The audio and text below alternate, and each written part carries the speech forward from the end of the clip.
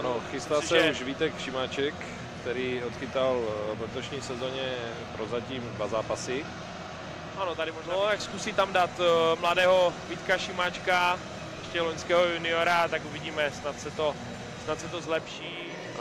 On vlastně začal letošní sezonu ve Spartě a vlastně na začátku října odešel hostovat právě do Liberce.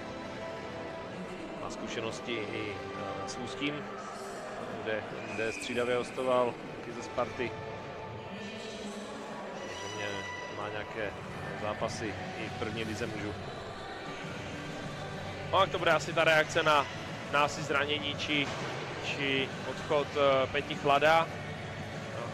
No, tomu jako předcházela prostě chyba Vítkovic a Rosťa Gatnar mohl své zavání právě z předcházejících vteřin napravit, ale jak jsme říkali, no, Vítek předvedl svůj první zákrok a myslím si, že velice kvalitně, že se uvedl jako hodně dobrém světle. A bude z toho rozhrávka pro Vítkovice ze středu a šance a výborně opět Vítek. Rozhodčí nevyhodnotili a Šimáček chytá.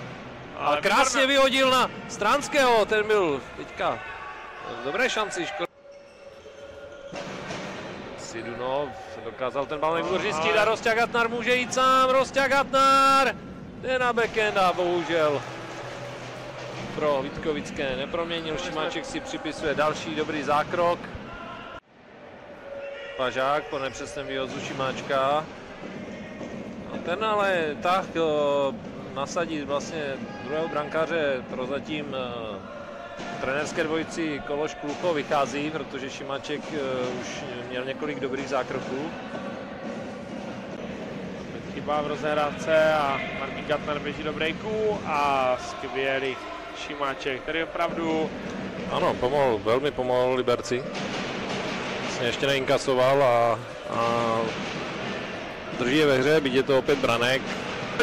Ondra to prostě vezme, jednoduše vystřelí ze středu, žádná tahovka, prostě hodí to 20 nad led, jak se říká, a Šimáček poprvé překoná.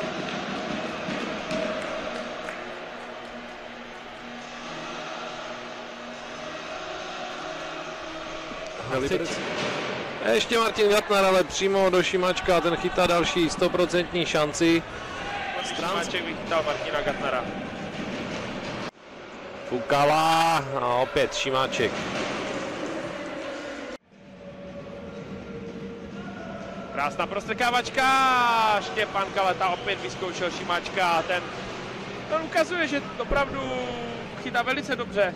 No, vlastně pustil zatím jeden gól a spoustu dobrých zákroků. Slouží si pochvalu Balčinský, Sitora.